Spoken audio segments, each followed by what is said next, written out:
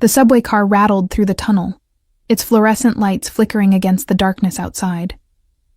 Isabella Reyes gripped the overhead rail, her cleaning uniform still damp from the office building she'd just finished scrubbing. Her shoulders ached, her feet throbbed, and the weight of unpaid bills pressed against her chest like a physical thing. She closed her eyes, mentally calculating. Rent due in 5 days. Marco's school supplies needed yesterday. The pharmacy had called twice about Dad's old medical bills they'd somehow inherited. The numbers never added up, no matter how many times she rearranged them in her head. The train lurched.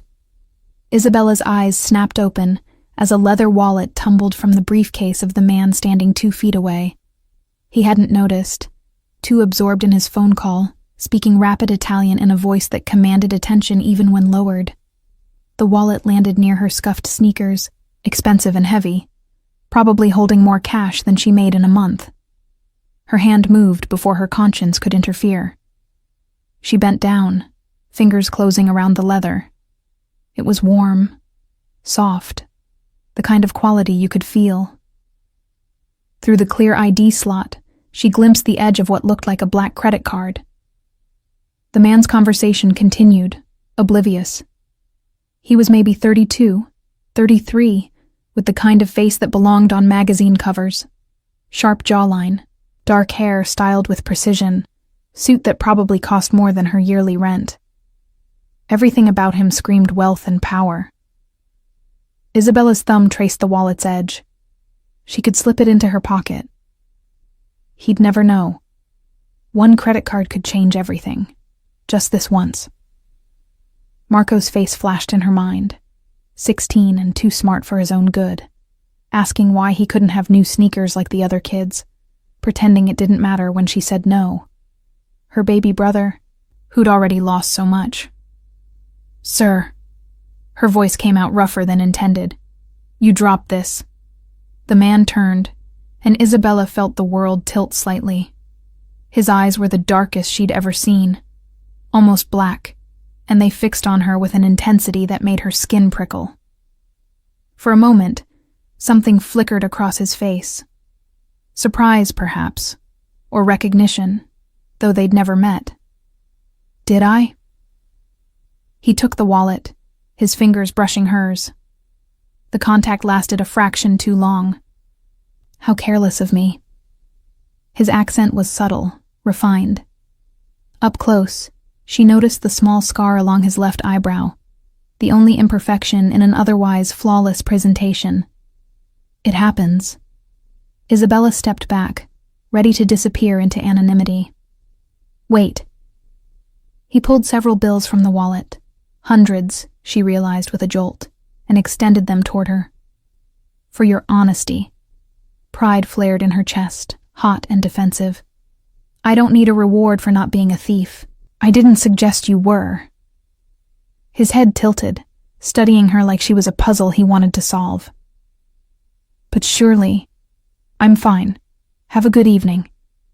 She turned away, heart hammering, aware of his gaze burning into her back. The train was slowing for the next stop, her stop.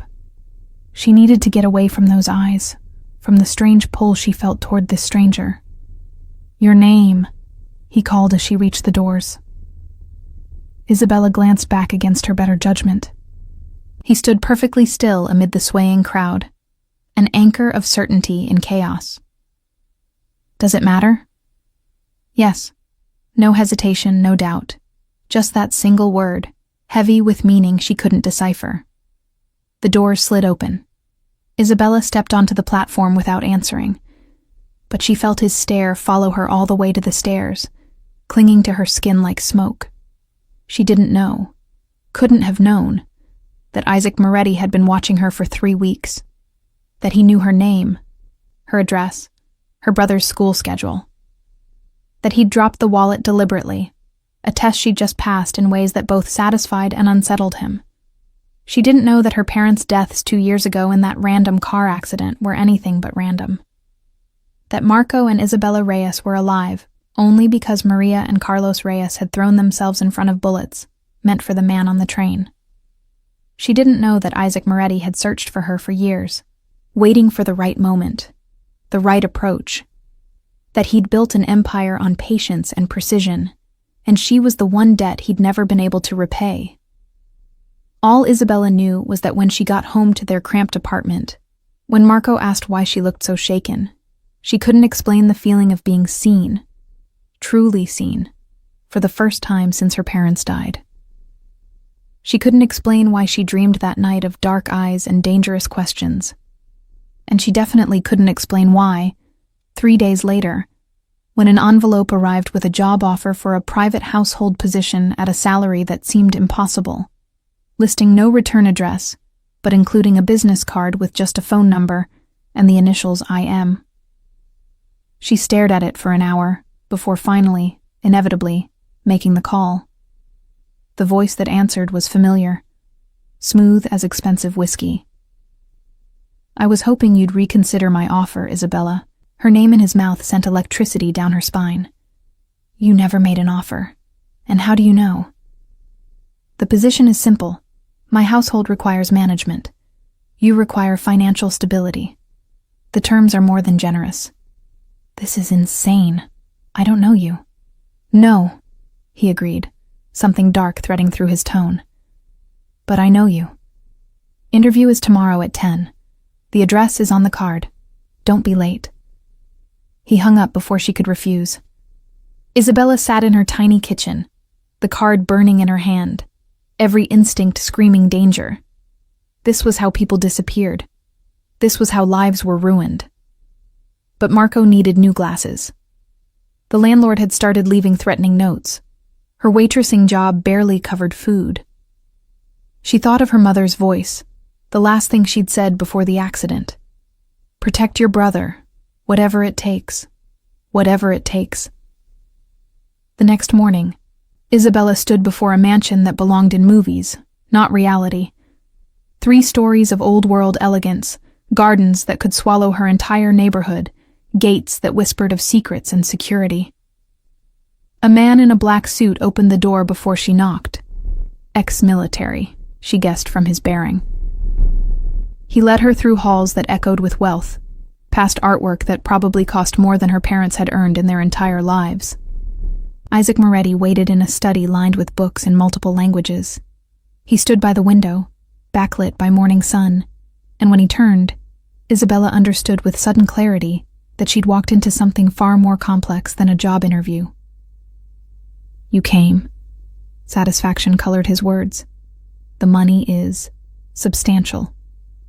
It's fair compensation for what I'm asking, which is complete discretion, absolute loyalty, and trust." He moved closer, each step deliberate. "Can you give me those things, Isabella?" The way he said her name should be illegal. "I don't even know what you do."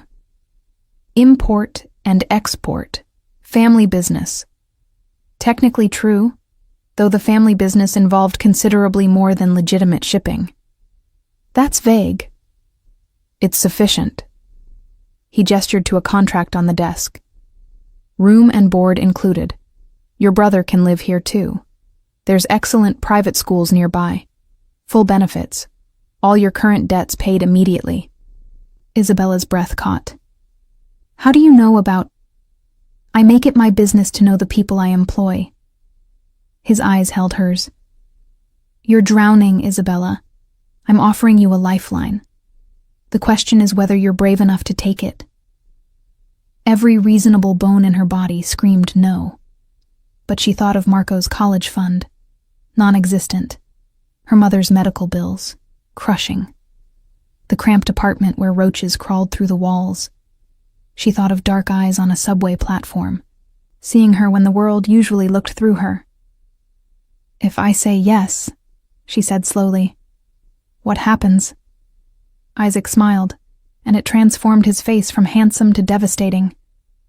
"Then your life changes, completely, irrevocably."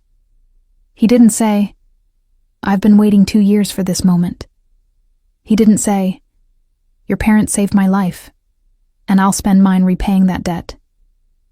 He didn't say, "I've been obsessed with you since I saw your photo in the investigation file, since I learned what they sacrificed, since I decided you were mine to protect." He just extended his hand, patient and certain, and waited for Isabella Reyes to step into the trap he'd baited with kindness and cash. When her fingers met his, sealing the agreement, Isaac felt satisfaction settle deep in his chest. The game had begun. She didn't know the rules yet, didn't understand she'd been a player since birth. But she would learn. They had all the time in the world. The first week, Isabella barely saw Isaac. She'd expected. She didn't know what. Leering glances, inappropriate comments, the usual degradation that came with being a woman in a powerful man's household. Instead, she got professionalism so absolute it felt like distance, maybe even disinterest. The mansion revealed itself in layers. 23 rooms, she counted. A library that smelled of leather and old paper. A kitchen where a chef named Sophia taught her which coffee Isaac preferred. Espresso, double shot, no sugar, precisely at 6:45 each morning. Guards who nodded politely, but whose eyes tracked every movement with military precision. Marco arrived on Saturday, eyes wide as planets. "This is where you work?" He spun in the marble foyer, backpack sliding off his shoulder. "Bella, this is insane. Language." But she smiled, her first real smile in days. "Your room is upstairs, 3rd floor, east wing." "I get a wing?" "You get a room in a wing.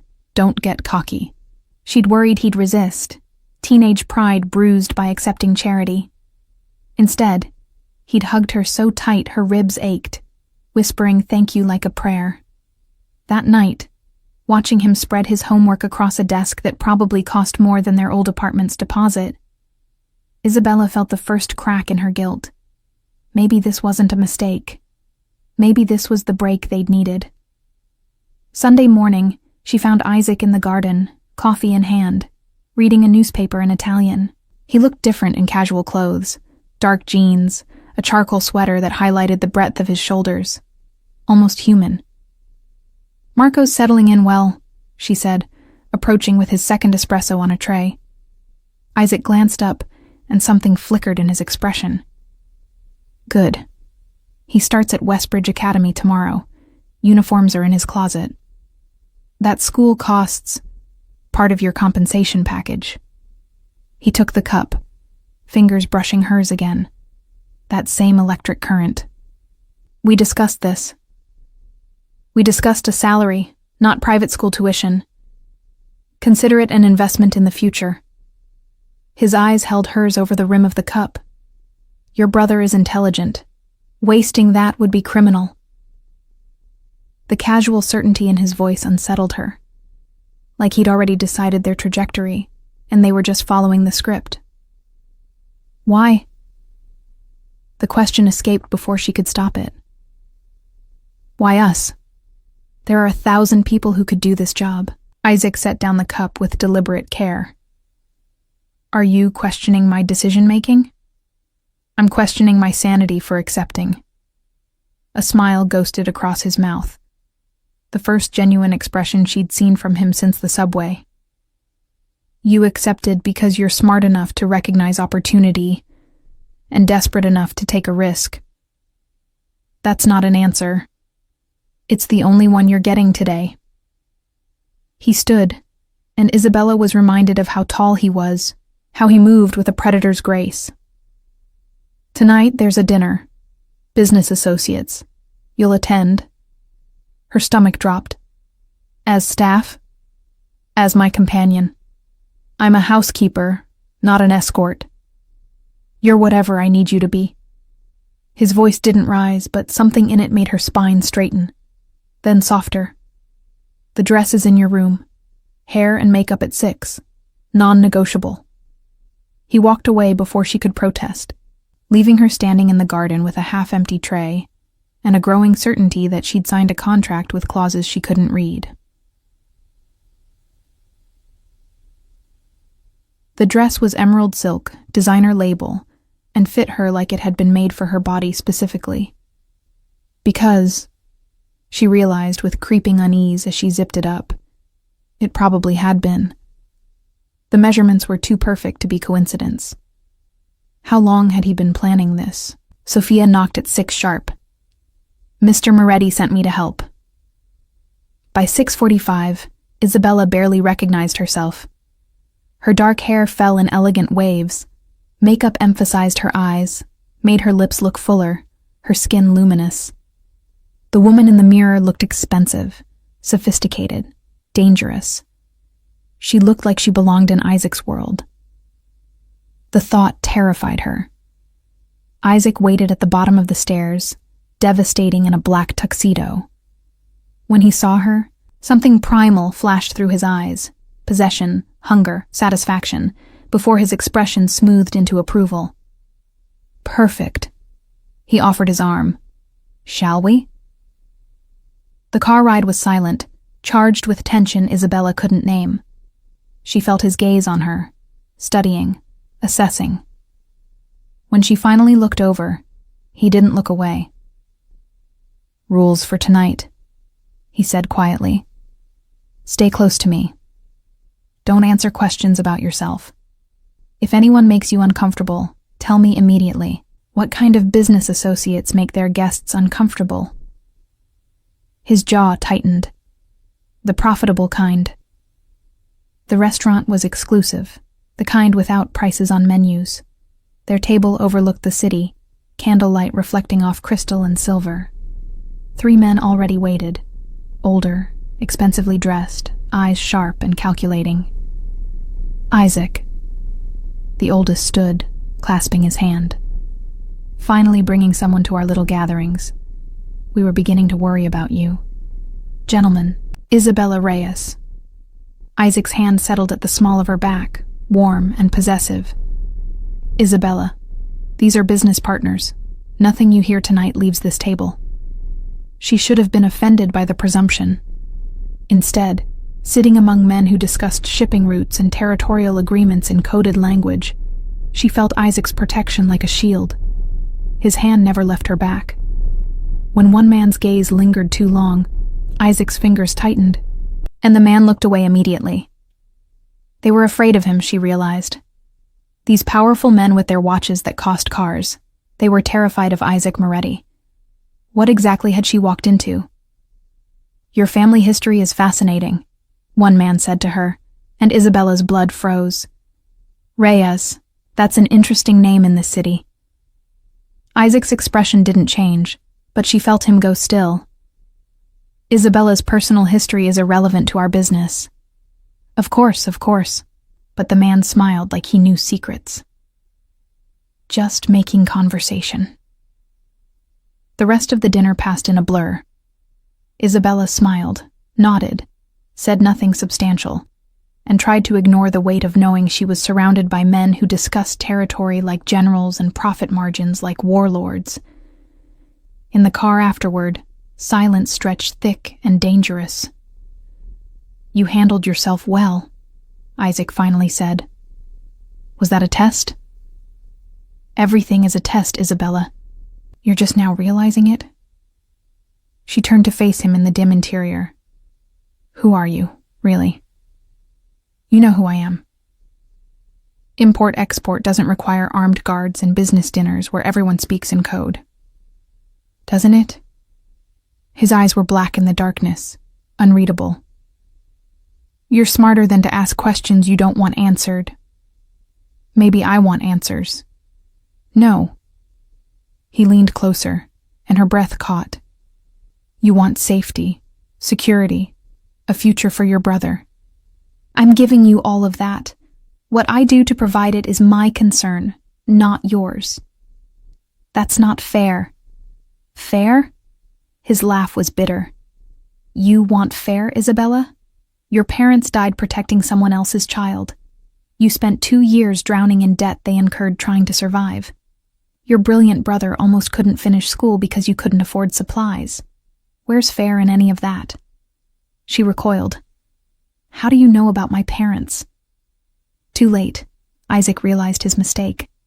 He'd revealed too much, pushed too hard.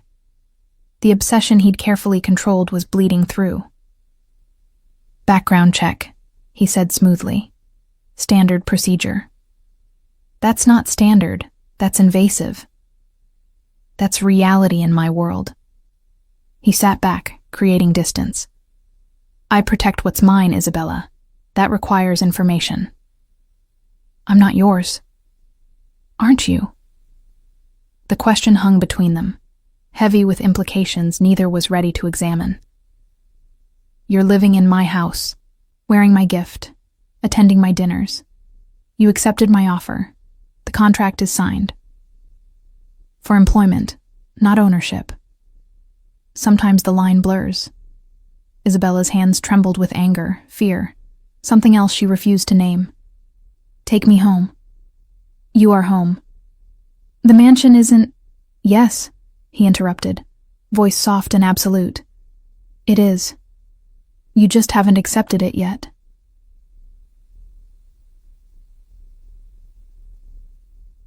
3 months passed in a strange dream.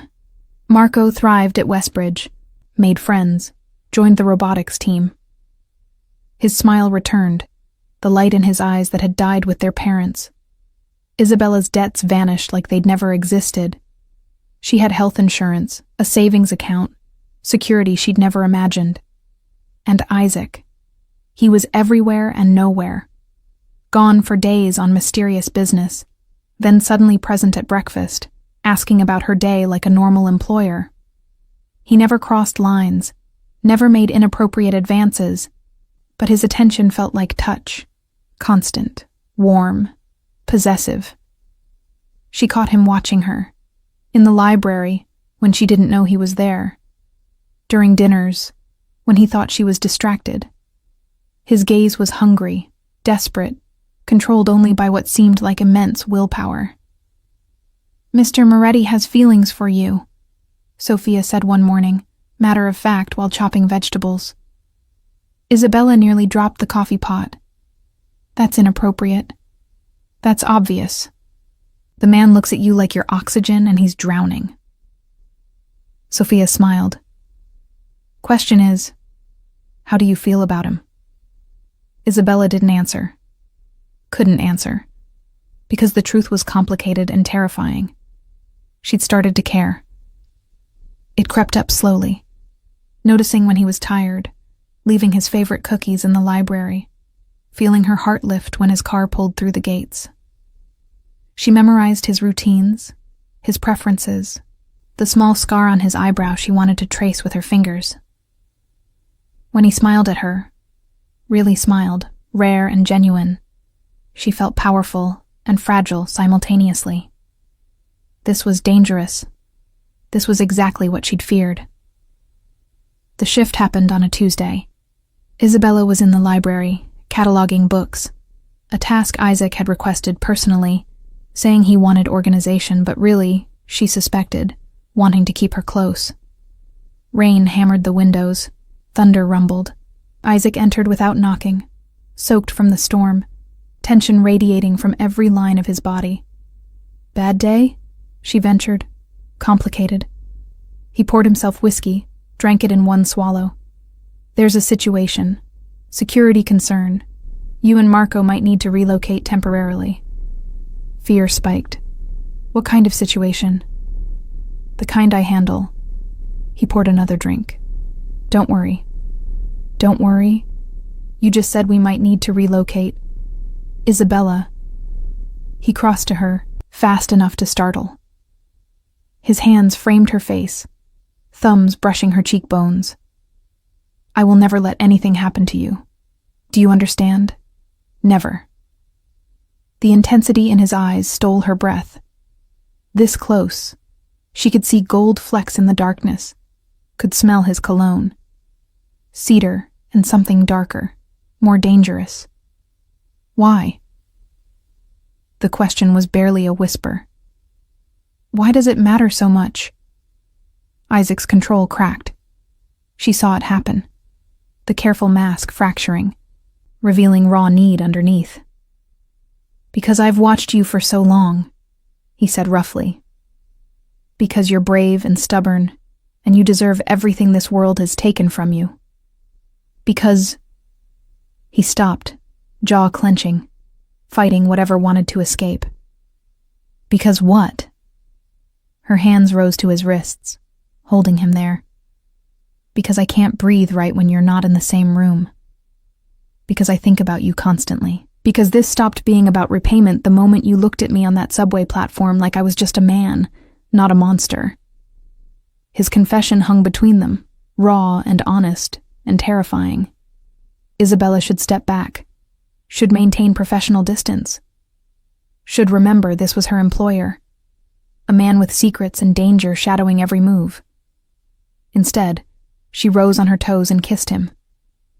Isaac went rigid with shock, then groaned and pulled her closer, kissing her back with desperate hunger. His hands tangled in her hair. She gripped his shoulders, drowning in sensation, heat and want, and something bigger than both of them. When they finally broke apart, both breathing hard, reality crashed back. "This is insane," Isabella whispered. "Yes." Isaac's forehead rested against hers. "Completely insane. We can't..." "I know." But neither moved away. The line they'd been dancing around for months had been crossed, and there was no going back. Outside, thunder rolled, and in the shadows of the mansion, security cameras faithfully recorded everything. Miles away, Vincent Calabrese watched the footage on his laptop and smiled. Finally, Isaac Moretti had a weakness, and Vincent knew exactly how to exploit it. The mansion felt empty without Isaac. Isabella paced the library, every creak and shadow making her jump. Marco slept upstairs, blessedly unaware of the night's horrors. Sophia had made tea that sat untouched, growing cold. 3 hours since the warehouse. No word. "He's done this before," Sophia said quietly from the doorway. "Disappeared into the night on business. He always comes back. This is different." "Yes." The older woman's face was grave. "This time he has something to come back for." Isabella's phone buzzed. Unknown number. Her heart seized. "Isabella Reyes?" Not Isaac's voice. Older, authoritative. "Who is this?" "Detective Marcus Chen, NYPD. I need you to stay calm. Isaac Moretti is alive, but he's been injured. He's asking for you." The world tilted. How badly? "Gunshot wound, shoulder. He'll survive. But there's complications. Can you come to Mercy General? And Miss Reyes, come alone. No security. This is a delicate situation." Every instinct screamed trap. "How do I know you're really police?" "You don't. But Isaac said to tell you. Your parents would be proud of who you've become." "And does that mean something to you?" It did. Isaac had whispered those exact words to her one night when she'd told him about Marco's robotics team winning regionals. A private moment. Not something Vincent would know. "I'm coming." She drove herself. Another first. Taking one of Isaac's cars without permission. The hospital loomed white and sterile against the dark sky. Detective Chen met her in the lobby. Asian, mid-40s, tired eyes that had seen too much. "Miss Reyes, this way." He led her through corridors that smelled of antiseptic and fear. "Before you see him, you need to understand the situation. We found Isaac Moretti and Vincent Calabrese in that warehouse, both injured. Vincent's claiming self-defense, saying Isaac attacked him unprovoked. That's a lie. I believe you, but here's the problem. We can't prove it.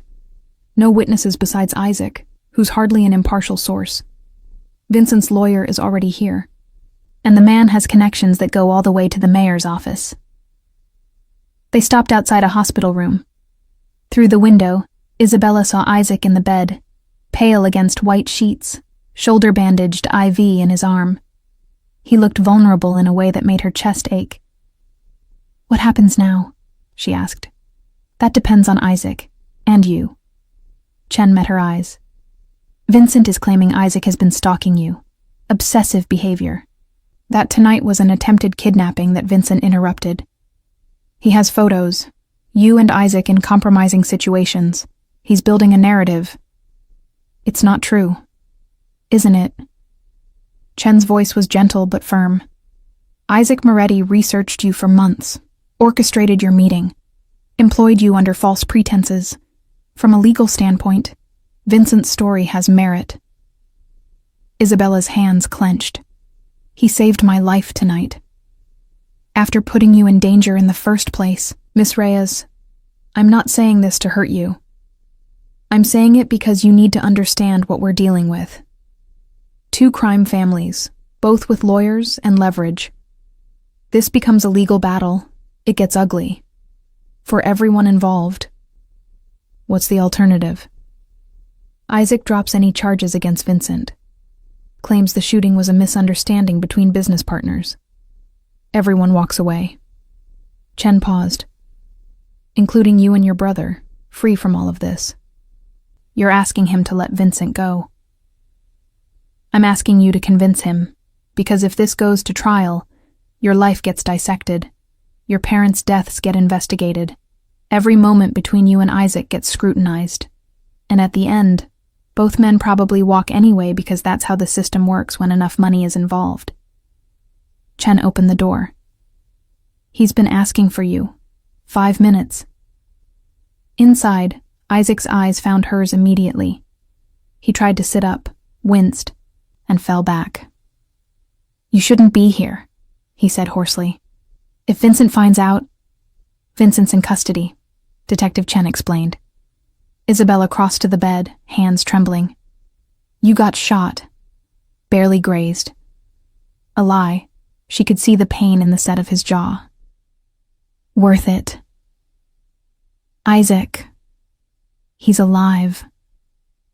Bitterness dripped from every word. I had the shot. Perfect angle. Could have ended it. But I thought of you, of Marco, of the life you deserve. I couldn't make you complicit in murder, so I aimed low, and he got a shot off before my men subdued him. You let him live for me. For us.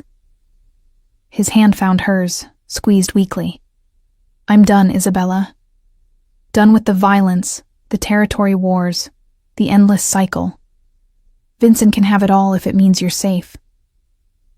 Chen said if you drop the charges, everyone walks. Yes. Including you and me. Isaac's eyes searched hers. What are you saying? Isabella took a shaky breath. I'm saying I understand now.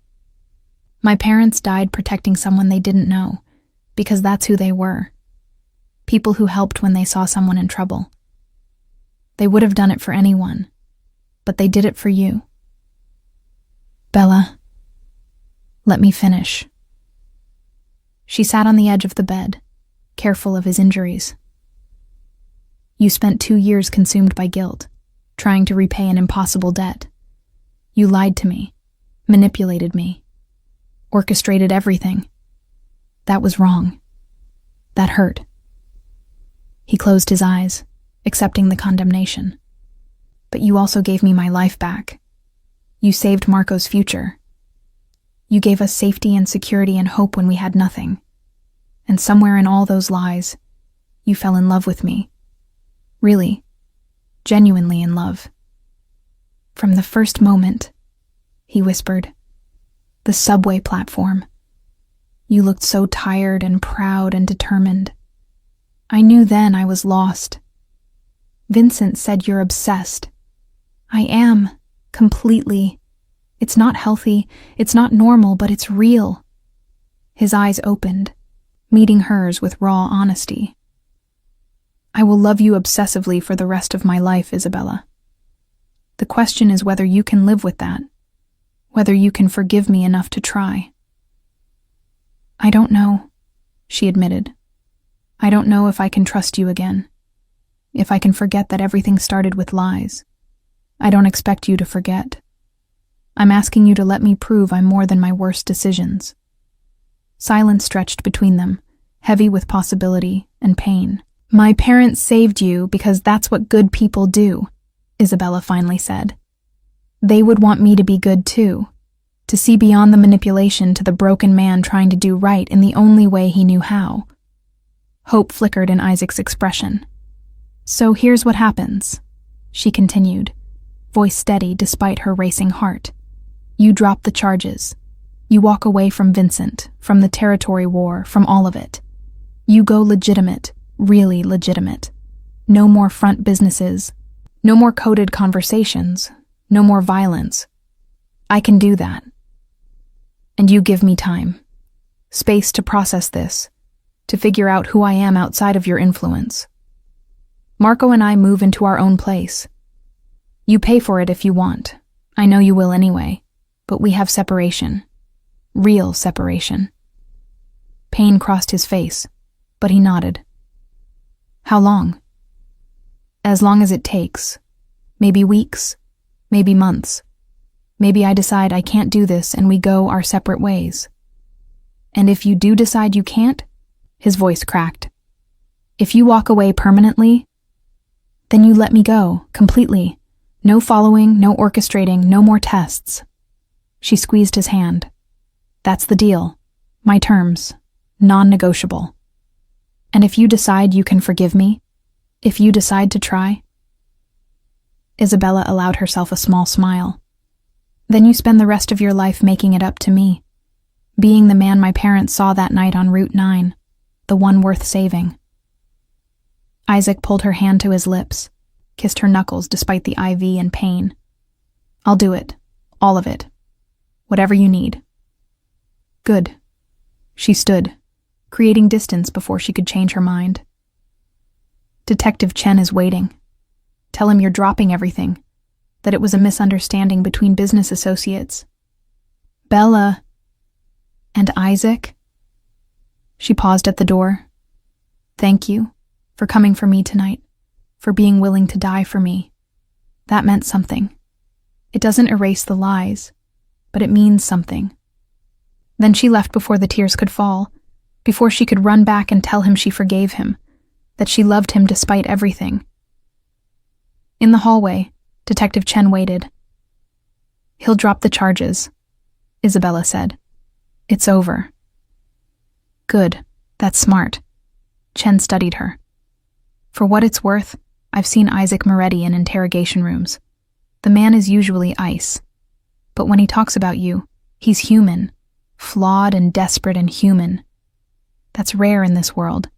Is that supposed to make me feel better? It's supposed to help you make an informed decision. He handed her a card. If you need anything, protection, resources, just someone to talk to who knows this world, call me. Isabella took the card, added it to the collection in her purse. Vincent's, Chen's, a whole deck of complications. She drove home as dawn broke over the city, painting everything gold and new. 6 months later. The cafe was small, tucked into a neighborhood Isabella had chosen specifically because it was nowhere Isaac would expect. She and Marco had moved into a modest brownstone apartment, 2 bedrooms, safe neighborhood, close to Westbridge Academy. Isaac paid the rent as promised, but he'd kept his word about distance. No surprise visits, no orchestrated meetings, just a single text each week, thinking of you. I hope you're well. She never responded, but she never blocked him either. You're doing that thing again, Marco said, stirring his hot chocolate. At 16, he was nearly as tall as their father had been, with the same thoughtful eyes. The staring into space thing. Sorry, distracted. By a certain Italian guy who's been going legitimate? Her brother's smile was knowing. Sophia calls me sometimes. Says his business is totally clean now. Boring imports and exports. Actual shipping manifests and everything. Sophia shouldn't be calling you. She cares. They all care. Marco leaned back, studying her with an intensity that reminded her uncomfortably of Isaac. The question is, do you? It's complicated. It's not, though. Either you love him or you don't. Either you can forgive him or you can't. When did you get so wise? I've always been wise. You're just usually too stressed to notice. He softened. Bella, I'm not saying forgive him today. I'm saying don't let fear make your decisions. Mom and Dad didn't. They saw someone who needed help and they helped. Consequences be damned. They died, Marco. They died being exactly who they wanted to be. Heroes. Can you say the same about how you're living now? In this holding pattern, refusing to move forward or back. The words hit like a slap because they were true. Isabella had been existing in limbo, not quite with Isaac, but not quite free of him either. Waiting for certainty that would never come. Waiting for the hurt to disappear completely, which it never would. Her phone buzzed. Unknown number. She almost ignored it, then recognized the area code. The hospital. Miss Reyes, this is Mercy General. Isaac Moretti has been admitted. He's asking for you. Her blood froze. What happened? Car accident. He's stable, but he's refusing treatment until someone confirms you've been notified. That's ridiculous. Tell him. Miss Reyes, he's been in a trauma room for 2 hours. He won't let us set his broken ribs or treat his concussion until we confirm you're safe. He keeps saying Vincent might have targeted you too. Impossible. Stubborn. Obsessive man. I'm coming. She was out the door before Marco could finish asking what happened, her heart hammering with fear and fury, and something that felt dangerously like love. The hospital felt too familiar. Different room, same desperate energy. Isaac sat on an exam table, bruised and bleeding, arguing with a doctor. I don't care about the ribs. Call Isabella Reyes. Make sure she's... He stopped mid-sentence as she burst through the door. You're okay. Relief flooded his face, followed immediately by pain as the movement jarred his injuries. You're okay. I'm fine. You're the one in the hospital, you stubborn idiot. She turned to the doctor. What does he need? X-rays, rib wrap, stitches for the head wound, observation for the concussion. Then do it. All of it.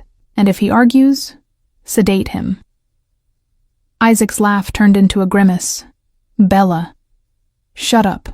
You've been in a trauma room for 2 hours because you were worried about me instead of taking care of yourself. That's not romantic. That's idiotic. The doctor wisely made a quick exit. Alone, Isabella and Isaac stared at each other across the sterile room. It wasn't Vincent, Isaac said quietly. Just an accident. Drunk driver ran a light. I'm fine. You have broken ribs and a concussion. I've had worse. He tried to smile. Worth it to see you, even if you're furious. I'm not. She stopped, recognizing the lie.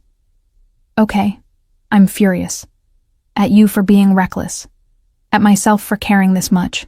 At the universe for making everything so complicated. It doesn't have to be complicated. Yes, it does. Because you lied to me, Isaac. You manipulated me. You orchestrated my entire life. I know. He didn't flinch from the accusation. I know, and I'm sorry, but I also loved you. I loved you before I met you, and I love you now, and I'll love you until the day I die. That's not manipulation. That's just truth. How do I know what's truth and what's control? You don't. You take a leap of faith. Like your parents did that night.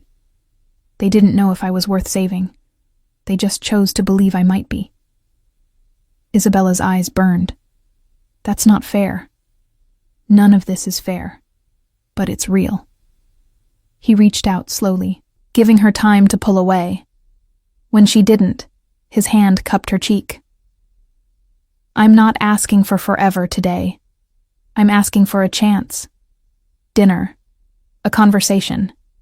A single moment where we're just Isaac and Isabella, not debt and guilt and manipulation. I don't know if I can separate those things. Then let me help you try. The doctor knocked, returning with equipment. Ready for those x-rays? Isabella should leave. Should maintain her distance, protect her heart, stay in the safe space she'd built. Instead, she said, "I'll wait." Isaac's smile was sunrise and salvation. 2 hours later, ribs wrapped and stitches placed, he was released with strict instructions to rest. Isabella called him a car, prepared to say goodbye. "Have dinner with me," he said at the hospital entrance. "Tonight. Just dinner. You have a concussion. Tomorrow night then, or next week, name your time, I'll be there." "Isaac, I'm not giving up, Isabella. I let Vincent go for you. I walked away from everything I built for you. I'm rebuilding my entire life to be someone worthy of you. The least you can do is have dinner with me." That's manipulative. That's honest. His eyes were dark and desperate and completely sincere. "I'm fighting for us. The question is, are you?"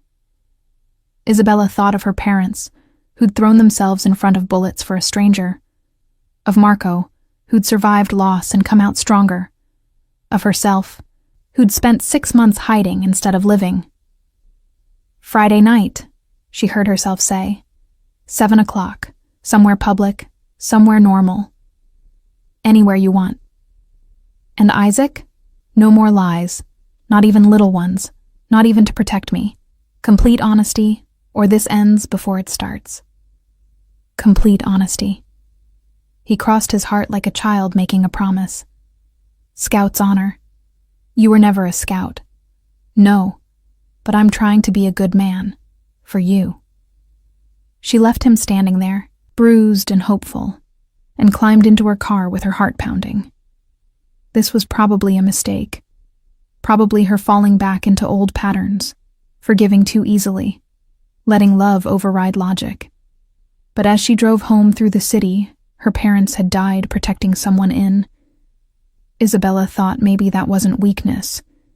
Maybe it was exactly who she was meant to be. A woman who chose hope over fear, love over safety, truth over the comfortable lie that she could live without Isaac Moretti. The story wasn't over. It was just beginning. Friday came too quickly and not quickly enough. Isabella changed outfits 4 times before settling on a simple navy dress, elegant but not trying too hard. She wore her hair down, minimal makeup, her mother's small gold earrings. Looking in the mirror, she saw someone caught between 2 worlds. The woman she'd been before Isaac, and whoever she was becoming now. Marco whistled when she emerged from her bedroom. "You look beautiful." "It's just dinner." "Right. Just dinner with the guy who's been in love with you for 2 years and completely restructured his life on the chance you might forgive him. Super casual." "You're not helping." "I'm not trying to help. I'm trying to make you see what's obvious to everyone else." He hugged her, grown tall enough now that she fit under his chin. "Mom and Dad would want you to be happy, Bella. Not safe, not careful, happy. What if happy and safe are the same thing? Then you wouldn't be this nervous about dinner." The restaurant Isaac had chosen was perfect. A small Italian place in the village, warm and intimate without being ostentatious. When Isabella arrived, he was already there, standing outside despite the autumn chill. He looked different. Still handsome, still commanding, but softer somehow. He wore a simple gray sweater, dark jeans, no visible designer labels. His hair was slightly mussed, like he'd run his hands through it nervously. The scar above his eyebrow stood out in the streetlight. "You came," he said, and the relief in his voice made her chest ache. "I said I would." "I know, but I was afraid." He stopped, smiled ruefully. "Complete honesty, right? I was terrified you'd change your mind. I've been standing here for 40 minutes. The reservation isn't until 7. I know. Told you. Terrified." Something in Isabella's heart softened. This wasn't the controlled, calculating man who'd orchestrated her employment.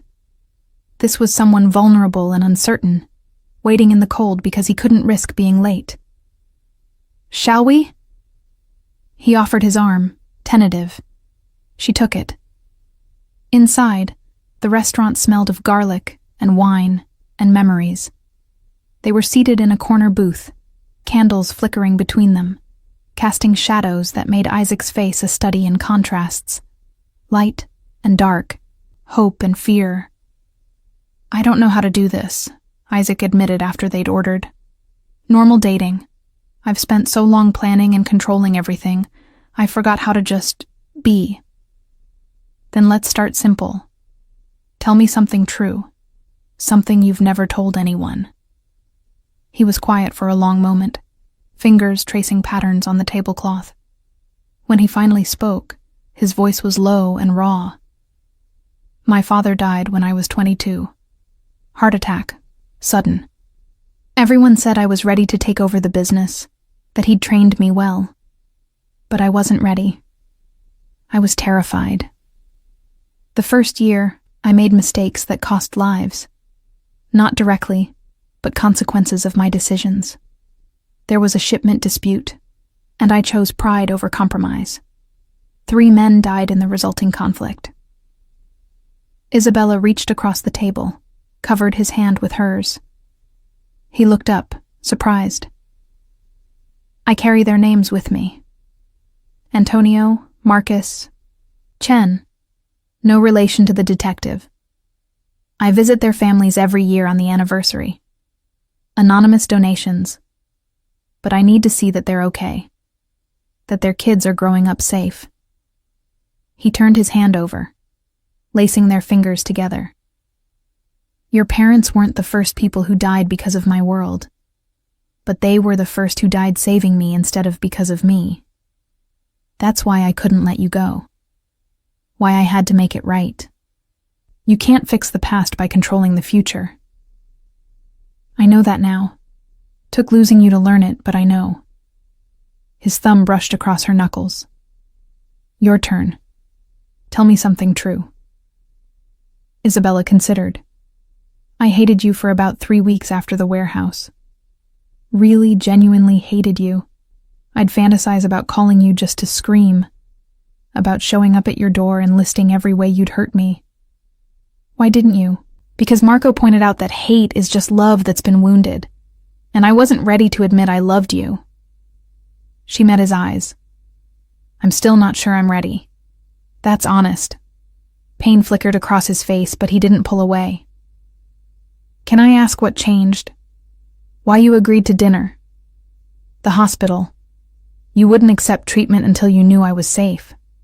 That kind of concern can't be faked. Can't be manipulated. It just is. Their food arrived. Pasta for her. Risotto for him. They ate slowly, talking about small things. Marco's robotics competition. Isaac's struggle to understand legitimate business practices. Her art classes. Something she'd started during the separation, rediscovering a passion from before her parents died. You paint? Isaac leaned forward, genuinely interested. Badly, but it makes me happy. I'd like to see them sometime. Your paintings. Maybe, if this... She gestured between them. If this goes somewhere. Yeah, where do you want it to go? The question hung in the candlelight, heavy with possibility. I don't know, Isabella admitted. 6 months ago, I would have said nowhere. That we were too broken, too damaged by lies to build anything real. But now... Now I think maybe broken things can be put back together. Maybe not the same as before, but still whole. Still beautiful. Isaac's expression transformed. Hope and love and desperate gratitude all colliding. I will spend every day earning that trust back. I swear to you, Isabella. No more lies. No more manipulation. Just me, trying to be the man you deserve. I don't need perfect. I just need real. Then I'll give you real. He paused, seemed to gather courage. The truth is, being without you these 6 months has been the hardest thing I've ever done. Harder than taking over the family business. harder than walking away from everything I built. I wake up thinking about you. I go to sleep wondering if you're okay. You're the first thing on my mind and the last thought before I sleep. That sounds exhausting. It is. It's also the best thing I've ever felt. Because it's real. It's not about debt or obligation. It's just you, Isabella Reyes, who returned a wallet when she was drowning financially, who protected her brother above everything, who looked at me like I was worth saving even after learning every terrible thing I'd done. Tears burned behind Isabella's eyes. You make it sound simple. It is simple. I love you. You're deciding if you can love me back. Everything else is just details. Those details matter. I know. That's why I'm here, having dinner instead of showing up at your apartment with grand gestures. That's why I'm following your timeline, your rules, your needs. Because the details are where love lives. Isabella set down her fork, no longer hungry for food. Complete honesty. Always.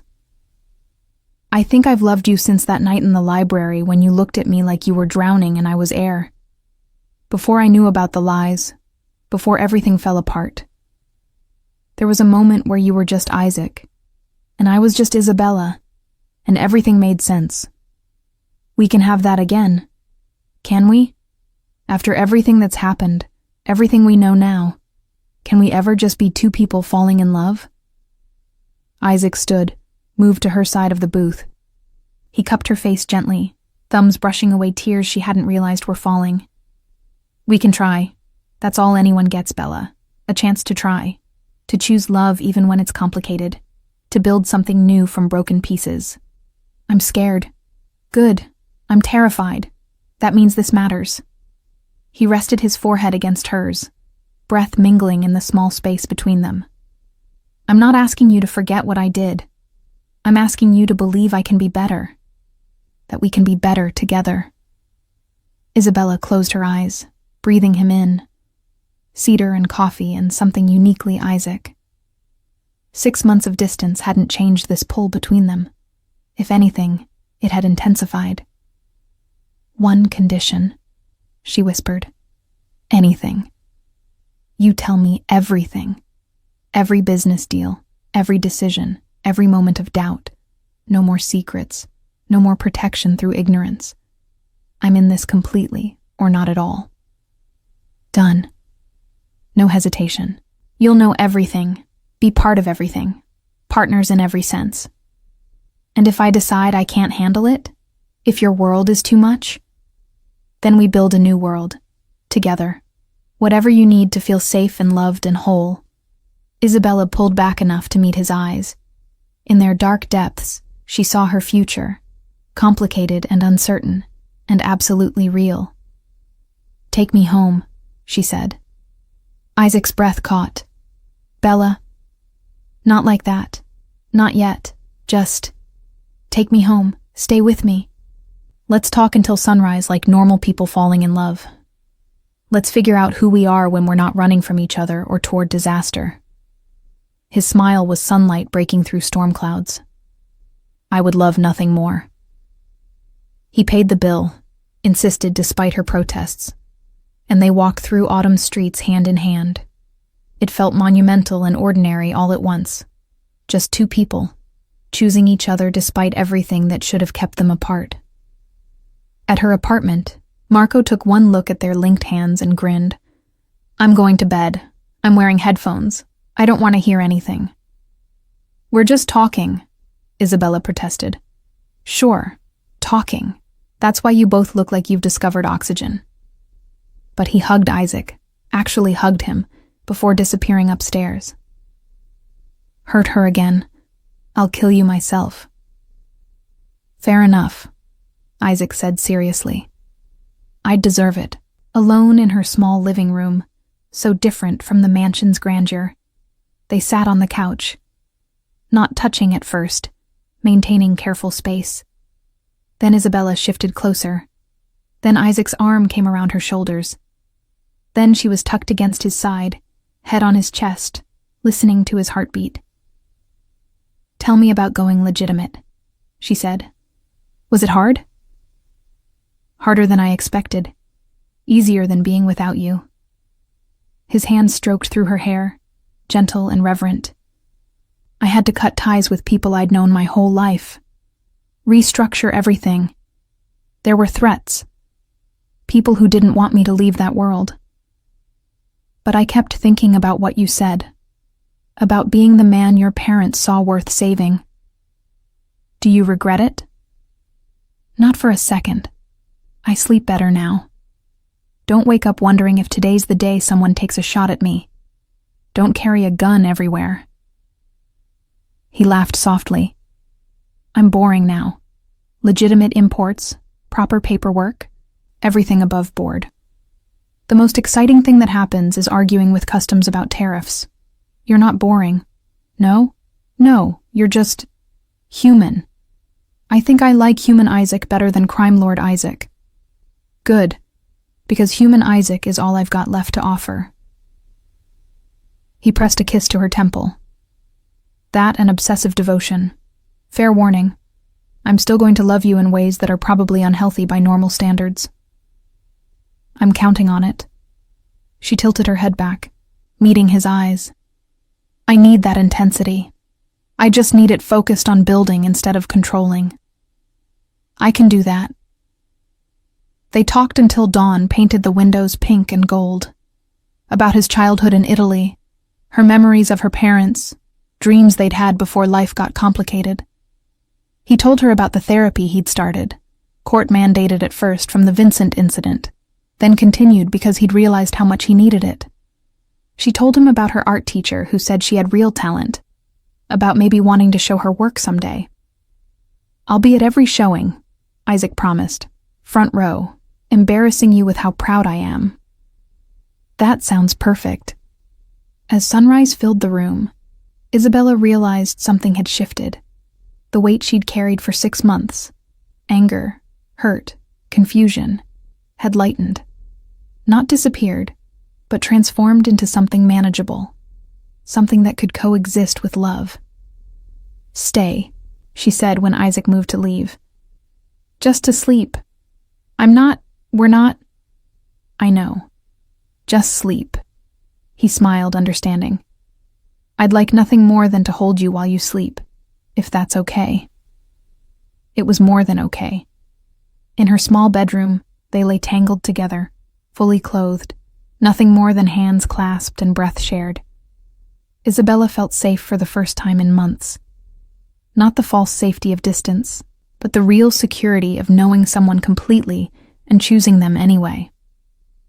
I love you, Isaac whispered against her hair. I know I've said it before, but I need you to hear it again.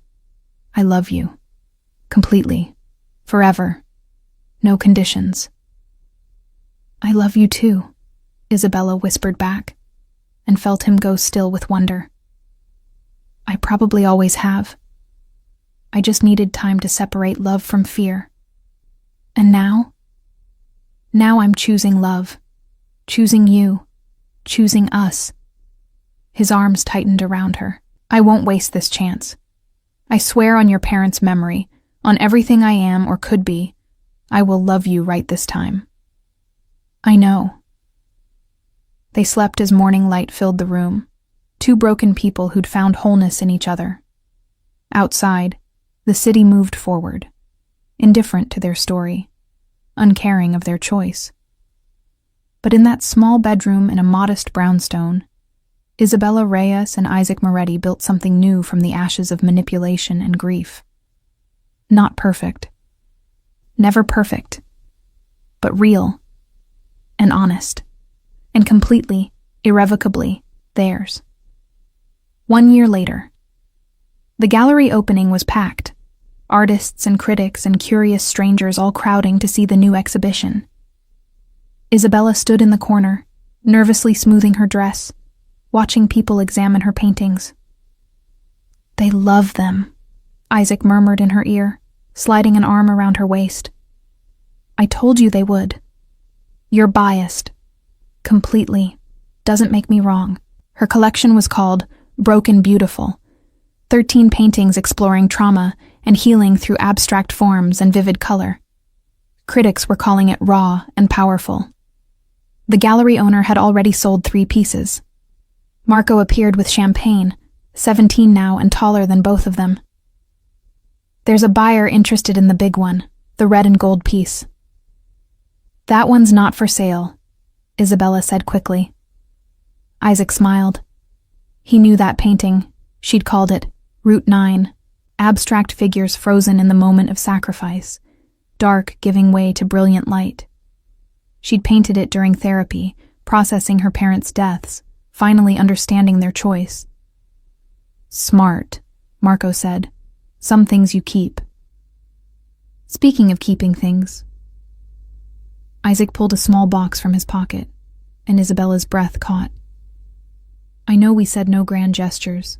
I know we're taking things slow. But I've been carrying this for 6 months, waiting for the right moment, and I can't wait anymore. He opened the box. The ring inside was simple. A single diamond on a platinum band, elegant and understated. Marry me, he said simply. Not because of debt or obligation or anything except the fact that I love you, and I want to spend every day for the rest of my life proving it. Marry me because we choose each other. Because broken things put back together are stronger than things that never broke. Isabella's eyes filled with tears.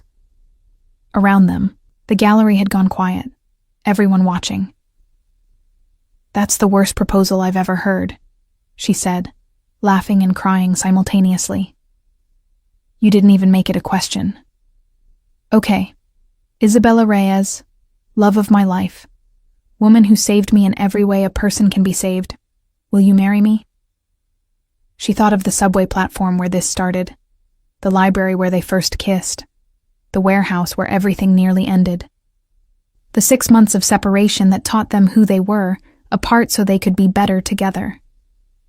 She thought of her parents, who'd seen someone in trouble and helped without hesitation, who'd taught her that love was a verb, an action, a choice made every single day. Yes, she said clearly, loud enough for everyone to hear. Yes, I'll marry you. The gallery erupted in applause. Isaac slid the ring onto her finger, pulled her close, kissed her like they were the only 2 people in the world. I'm going to love you forever, he whispered against her lips, obsessively, devotedly, and completely honestly. Good, Isabella whispered back, because I'm going to hold you to that. They stood together in her moment of triumph, surrounded by art born from pain, transformed into beauty. 2 people bound not by debt or manipulation, but by choice, by love, by the understanding that the best stories aren't the ones where nothing goes wrong, but the ones where broken people find the courage to heal together. Outside, the city moved on, indifferent as always. But in that gallery, Isabella and Isaac built their future on the foundation of their past, imperfect, complicated, and absolutely real, just as it was always meant to be.